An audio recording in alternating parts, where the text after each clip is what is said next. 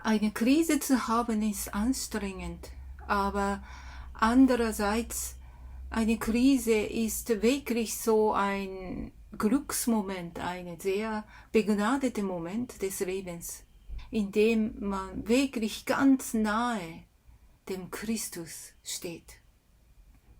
Die Zeit hat sich verändert. Rudolf Steiner im Ätherzeitalter.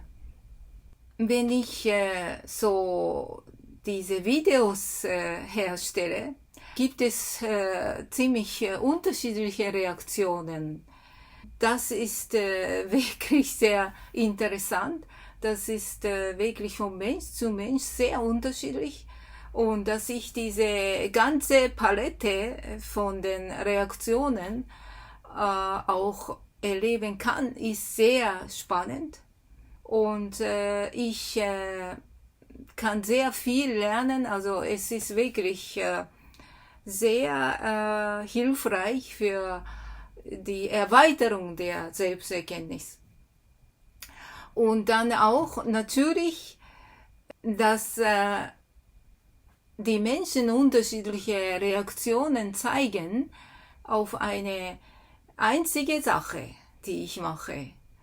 Also das hängt ja natürlich zunächst mit mir zusammen, das ist klar, aber dass Mensch A so reagiert und dass der Mensch B so reagiert, das hat wirklich mit diesem Menschen A, mit diesem Menschen B zu tun. Das hat mit ihrer Anlage, mit ihrer inneren, also so Qualität oder mit ihrem Charakter zu tun. Dass diese Dinge werden im ersten Mysteriendrama von Rudolf Steiner sehr deutlich dargestellt.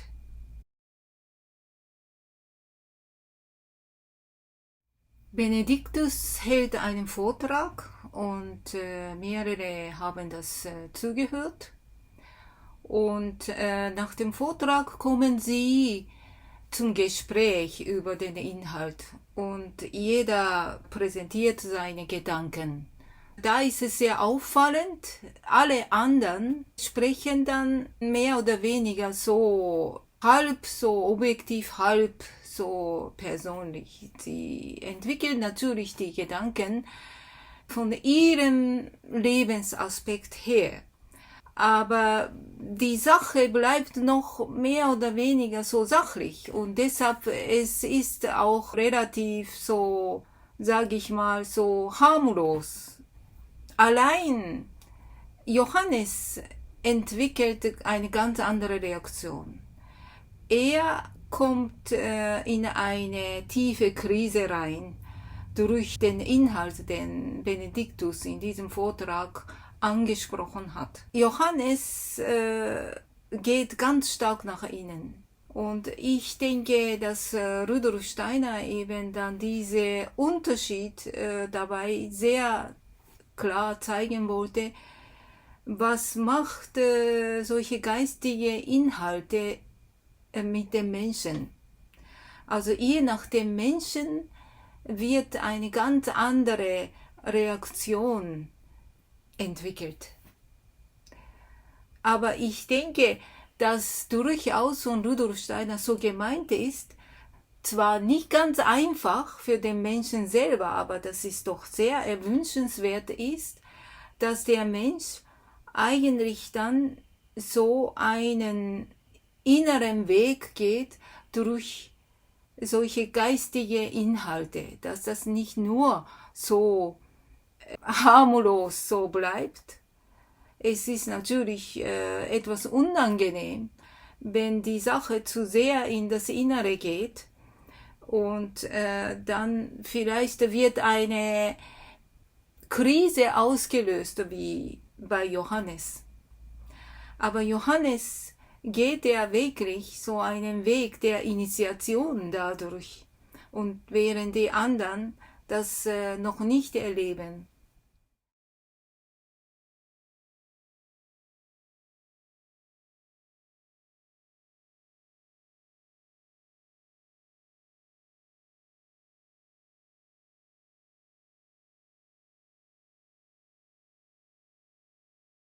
Oh, bleibe eine Weile noch bei mir. Es ist mir bange, ach, so bange. Was ist dir? Sprich. Erst unseres Führers Worte, dann dieser Menschen bunte Reden. Erschüttert bis ins Mark erschein ich mir. Wie konnten diese Reden dein Herz so stark ergreifen? In diesem Augenblick war mir ein jedes Wort ein furchtbar Zeichen der eigenen Nichtigkeit. Es war gewiss bedeutsam, in kurzer Zeit ergießen sich zu sehen, so viel von Lebenskämpfen und Menschenwesenheit in dies Zusammenspiel der Reden. Doch ist es ja die Eigenart des Lebens, das wir führen, des Menschengeist zum Sprechen zu erwecken. Und was sich sonst begibt in langer Zeitenlauf, enthüllt sich hier in wenig Stunden. Ein Spiegelbild des vollen Lebens, das mich so klar mir selbst gezeigt. Die hohe Geistesoffenbarung hat mich dazu geführt, zu fühlen, wie eine Seite nur des Menschen so mancher in sich birgt, der ganz sich glaubt als Wesenheit. Die vielen Seiten zu vereinen in meinem eigenen Selbst, betrat ich kühn den Weg, der hier gewiesen ist. Er hat ein Nichts aus mir gemacht. Was ihnen fehlt, ist mir bewusst. Bewusst ist mir jedoch nicht minder, dass sie im Leben stehen und ich im wesenlosen Nichts. Es zogen ganze Lebensläufe bedeutsam sich in kurzen Reden hier zusammen. Doch auch des eigenen Lebens Bild erstand in meiner Seele. Es malte sich die Kindheit mit ihrer frohen Lebensfülle. Es malte sich die Jugendzeit mit stolzen Hoffnungen, die in der Eltern Herzen die Gaben ihres Sohnes weckten. Die Träume einer Künstlerschaft, die Leben waren in den frohen Tagen, sie tauchten alle mahnend aus Geistestiefen auf. Und jene Träume auch, in denen du mich sahst, in Farben und in Formen wandeln, was dir im Geiste lebt. Und Flammen sah ich züngeln, die Lebensträume und auch Künstlerhoffnung in nichts verwandelten. Ein anderes Bild entwand sich dann dem furchtbar öden Nichts. Ein Menschenwesen war's, das sein Geschick an meines hat in treuer Liebe einst gebunden. Es wollt mich halten, als ich vor Jahren wieder in meine Heimat kam, gerufen zu der Mutterleichenfeier. Ich riss mich los, denn mächtig war die Kraft, die mich in deine Kreise und zu den Zielen zog, die hier verkündet werden. Kein Schuldgefühl verblieb in mir aus jenen Tagen, da ich zerriss ein Band, das Leben war der andern Seele.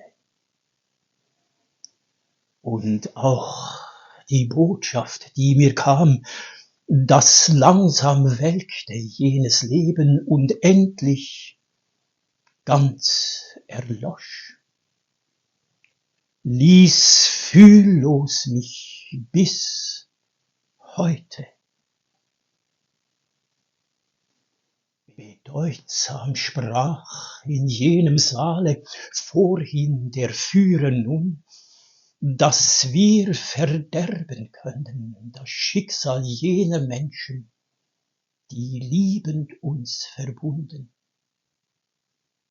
O grässlich klangen wieder die Worte aus dem Munde mir, und dann ertönte es von allen Seiten.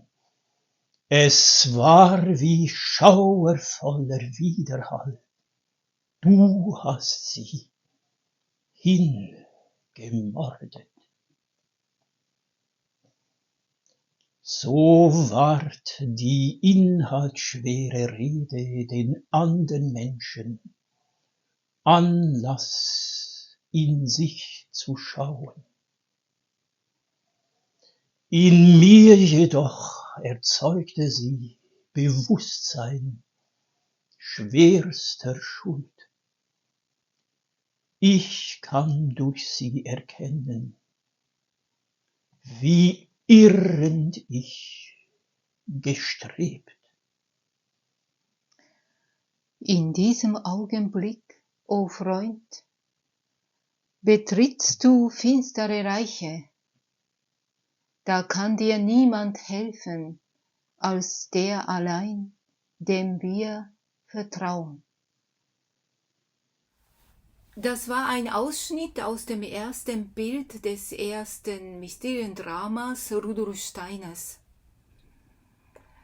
Johannes befindet sich in einer tiefen Krise und er hat ein sehr starkes Schuldgefühl und Maria spricht zu ihm, dass er mit diesem Gefühl in das finstere Reiche betritt, in dem nur einer ihm helfend beistehen kann. Und wer ist dieser einzige Mensch oder das einzige Wesen, das ihm beistehen kann? Ja, das muss eigentlich von Rudolf Steiner so konzipiert sein, dass dieser Mensch eben dann Benediktus ist. Also Benediktus, der spirituelle Lehrer, der diese spirituelle Bewegung, zu der Johannes und Maria zugehören, leitet.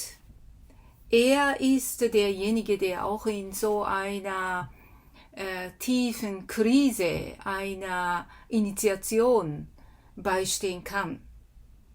Aber ich denke, gerade dort sollten wir wirklich ein bisschen anders lesen. Also ich denke, wir haben ja heute Rudolf Steiner nicht mehr. Also damals war ja noch Anfang des 20. Jahrhunderts, als Rudolf Steiner eben dieses Mysteriendrama geschrieben hat. Und er war präsent und er hat eben diese spirituelle Bewegung, anthroposophische Bewegung geleitet, wie Benediktus eben diese Gruppe in dem Mysteriendrama. Auch sonst, wie ich immer wieder in diesem Kanal betone, wir leben jetzt in der Zeit nach dem Anbruch dieser ätherischen Christuserscheinung. Und das hat sehr verschiedene Folgen. Und ich denke, eine Folge davon ist, dass wir heute in einer solchen Krise den Beistand des Christus unmittelbar erleben dürfen. Es war damals noch, als Rudolf Steiner dieses Mysteriendrama geschrieben hat, konnte man noch nicht so deutlich sagen. Es war noch vor dem Anbruch der ätherischen Christuserscheinung. Aber wir leben heute in der Zeit nach dem Anbruch der Christuserscheinung im Ätherischen. Und dieser Unterschied ist recht groß. Und ich denke, wir sind aufgefordert, diese Stelle auch in unserer Seele ein bisschen anders zu deuten im Mysteriendrama. Wir haben zwar keinen Eingeweihten wie Rudolf Steiner. Rudolf Steiner ist nicht mehr da, aber wir haben statt ihm, statt einem menschlichen Eingeweihten, haben wir den Christus direkt. Was kann man sich noch besser wünschen? Also ich denke, wir haben eigentlich bessere Situation. Also im Grunde genommen ist dann die Erfüllung der Anthroposophie ist nicht, dass Rudolf Steiner da ist und dieses Christusereignis vorbereitet, sondern dass der Christus statt Rudolf Steiner so einen menschlichen Eingeweihten, sondern dass der Christus selber uns beistehen kann. Und ich denke, in diesem Sinne kann man heute ganz bedeutsamen Beitrag Rudolf Steiners im ersten Mysteriendrama auch auf uns wirken lassen.